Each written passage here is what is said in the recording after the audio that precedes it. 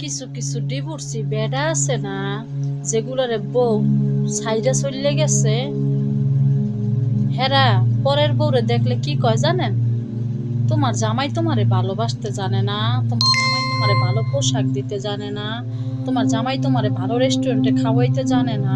তুমি একটা কাজ করো, তুমি আমার কাছে চলে আসো, আমি তোমার দামি দামি রেস্টুরেন্টে খাওয়ামু, দামি দামি পোশাক পরামু। আরে বেড়া, তুই যদি এত ভালো হইতি, তোর ছেলে সন্তান তোর বাচ্চারাই কি তোর বউ চলে যায়? তা তোর বউ রে তুই ভালো রেস্টুরেন্টে নিয়ে খাওয়াইতি, তোর বউ রে তুই ভালো পোশাক দিতি, দামি পোশাক দিতি, দামি একটা কিছু জায়গায় নিয়ে ঘুরতি, তোর বউ তো তোর এই ছাইরা যাইতো না।